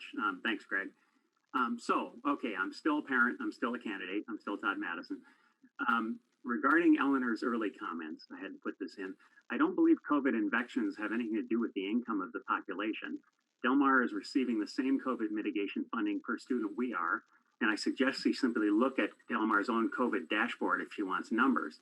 To suggest that I, of all people, make up numbers as a part of a campaign is ridiculous. I find it offensive.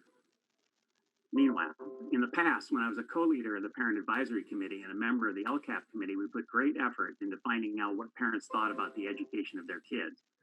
Now, as a candidate, I've been walking neighborhoods and I've stood on 2,785 doorsteps. I know many of the people I've talked to are listening, and I have to say thanks for all the great conversations we've had. I haven't met anyone who says they've met Dr. Evans or Mr. Blessing on their door, by the way. I've spoken to single mothers who feel guilty about leaving their elementary kids at home all day to navigate the computer maze on their own, and they hope to get an education.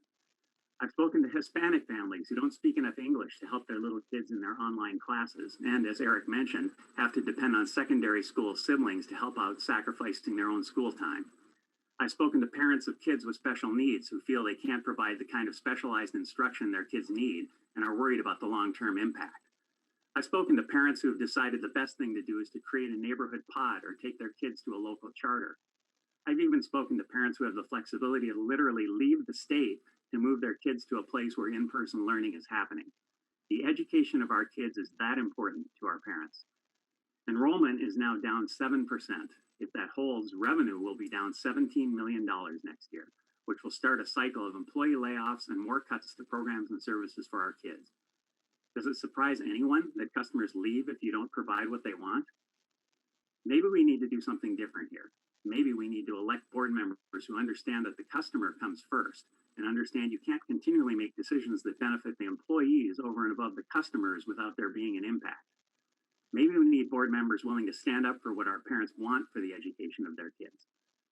I would urge anyone listening to this to help in that effort by voting for me, Todd Madison, in this election. If you have your ballot, mark it tonight. If you'd like to do your part to make parent voices heard, spread the word to your friends and neighbors. You can go to my website, toddforkids.com, todd4kids.com, sign up for the email list and volunteer there. Let's put kids first in Oceanside education. Vote Todd Madison for school board. Thank you very much. Thank you, Mr. Madison. Next up, Elaine.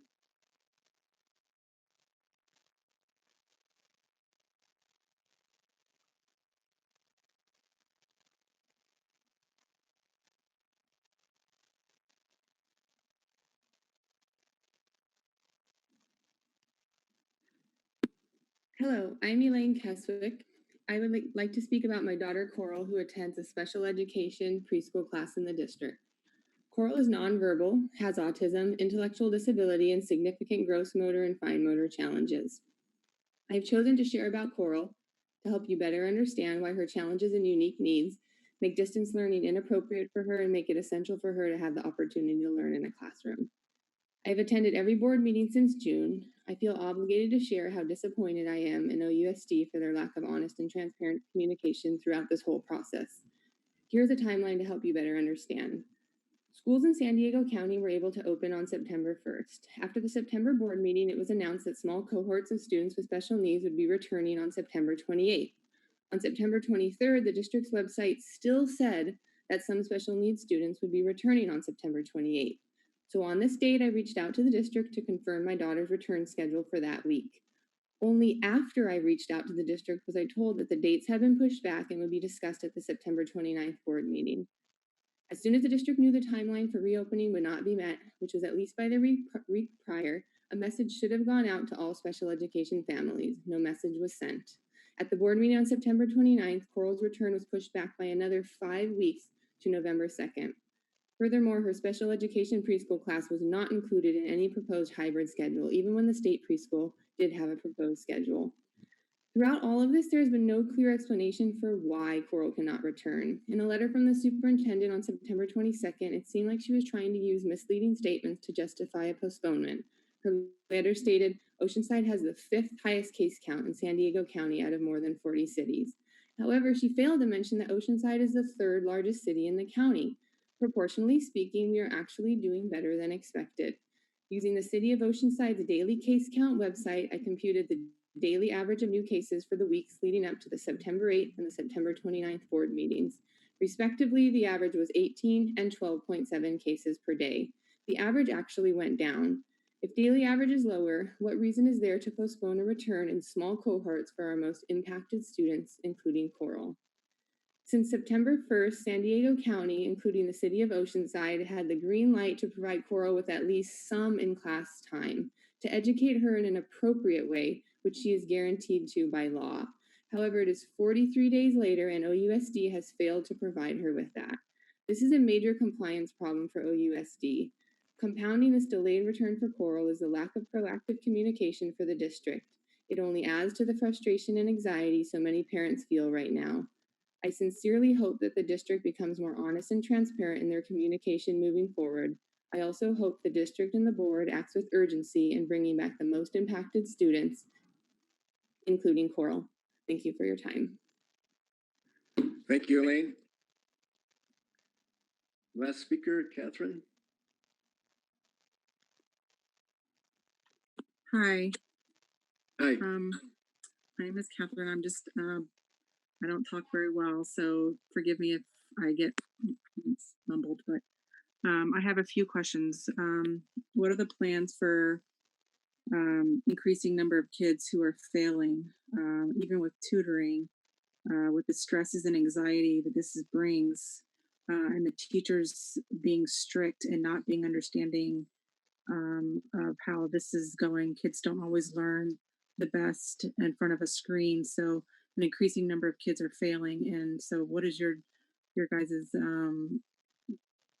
thoughts and discussions on that, and what are we going to do to help them, because we're going to have way less kids passing with what's going on.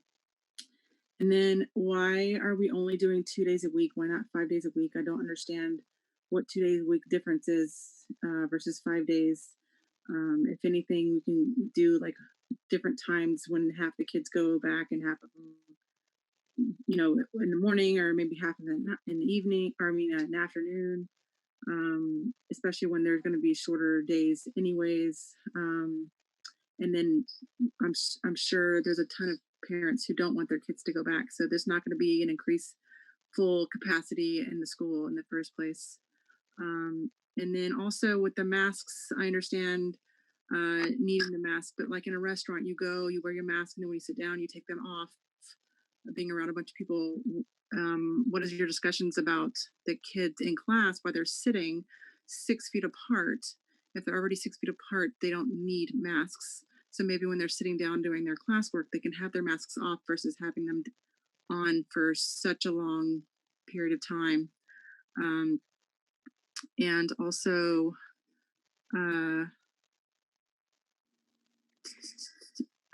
what these questions that are being asked, are we going to get answers from them, or because I remember last time I went to one of these, none of the questions got answered, and I was trying to up in air what those answers were. Thanks.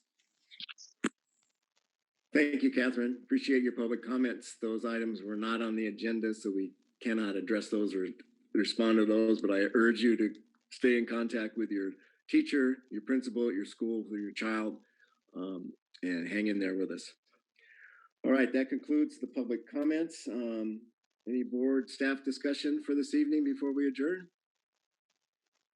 I just want to reiterate that we are working to get equitable services to the communities that need it, including special ed, including English learners. We're advocating for that at every turn. Staff is working really hard to get that in place. We know there are lots of teachers that are chomping at the bit. I know that not everybody is, but there are lots of teachers that are.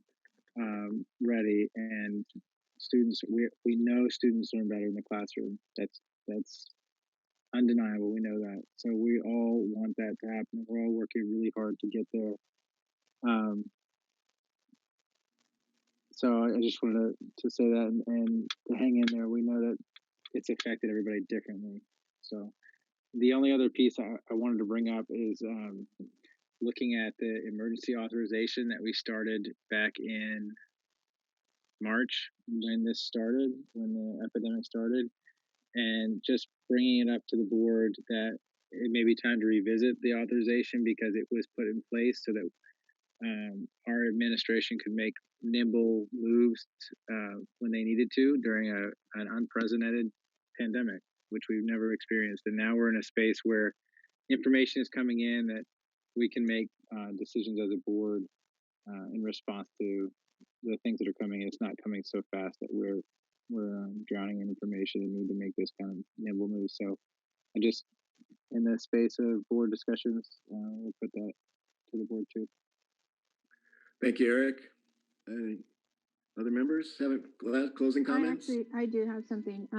Yeah. In regards to what Mr. Joyce was talking about with our students, for all our families that are out there, if you see a need or if you feel that we're not reaching out to you or that you're not being communicated to in a timely manner, I ask that you please reach out to your principals and to your teachers directly so that we can get the help that you may need. If you're not getting, especially if you have a special ed student and you're not being communicated to in a manner or in a time frame that you know should already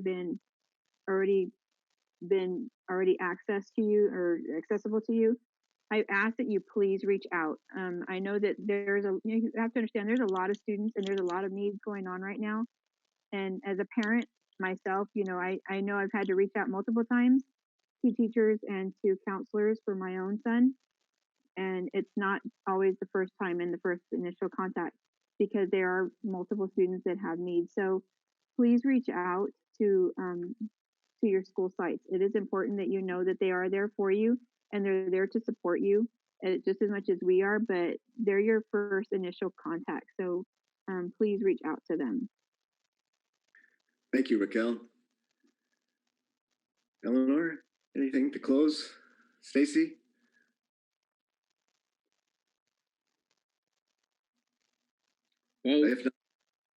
If not, then I will adjourn this meeting. Thank you all for attending. I think we had 300 and some this evening, which was a little less than in the past, but we had already kind of issued out some of the timelines that are out there for when we're going to return kids to school. We've got a plan, and we're implementing it, and we're going to get back to classes November 9th. So we'll see you all then. Thanks, everybody. Good night. The next time we talk, kids will be in school. Good night. Yes.